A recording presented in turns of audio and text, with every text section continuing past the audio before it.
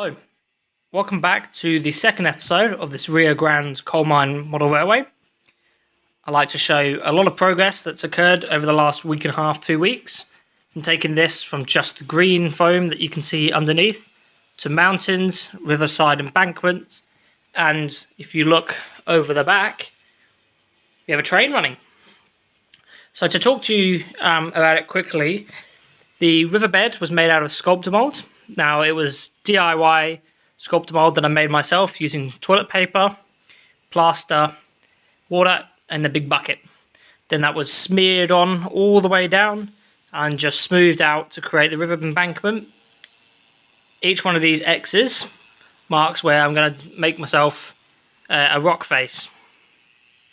So it's not quite complete. Also here there's a little rock area that I want to create, and that'll be where the rapids speeds up. It'll come and it'll give quite a good depth of view. You'll have the river sort of here with a rock face along here, up to the tracks with the coal mine and then the mountain in the background, and it's going to look absolutely fantastic. That was all made out of my own Sculptamold, just smearing it up to the foam. The mountainside here that you can see behind the coal mine was made a completely different way. So instead of using Sculptamold and sculpturing the mountains straight away onto foam, it was done using a cardboard lattice method. So the cardboard lattice is you cut strips of cardboard and you make basically a shell of the scenery. It's quite an old style of modelling. Not as many people use it now when they've got the foam, but I thought I'd have a go at it because I really wanted this to be quite lightweight. And it turned out brilliantly. The second step was to go over the whole thing in plaster cloth. I chose not to do that and to use my own cheap paper mache, which is simple PVA glue and layers of newspaper over the lattice. After doing that, the third thing was to use the Sculptamold and cover the whole thing in Sculptamold. I made an absolute mess. You can see it sort of staining the carpet. I'm in real trouble with the housekeeper. But that's alright, we'll get past that. And then the third step was to hand carve these rocks. So batches of plaster were made, they were applied, and then they were carved by hand as it was setting.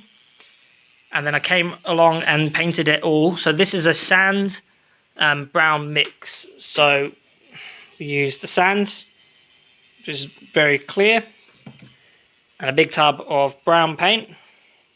So that was used to create this colour that goes across the whole thing. And then for the rocks, which if keep out the shadows, I used again the brown paint as the base colour, a bit of sand, but I added some burnt umber, and I believe the other one was raw sienna. Might not be raw sienna, but I believe they're the colours. Now, I haven't made a video showing that because this front section, I'm going to go through painting it, making the rocks and showing you how I make that in all the steps. I just really wanted to get cracking with this so I could have a great look, and then I can run some trains. So hopefully in the next couple of weeks I can do some operating sessions for you, get some videos of how I operate the coal mine, trains coming in and trains leaving. I've also got 2 DCC sound locomotives, both fresh out the box, only a couple months old, and they're absolutely fantastic. So hopefully we can get some videos for you guys in the next couple of weeks and also continue the scenery of the coal mine area. Hope you enjoyed this quick update, and I can't wait to get started with some longer videos and some tutorials to follow. If you're new around here, please don't be afraid to hit the subscribe button to follow along. And if you've enjoyed the video, do hit the like button. If you've got anything to add, any comments or suggestions for my process, please do leave them in the comment section below. Love to hear from you and get your thoughts. Thank you for watching, and I'll see you on the next one.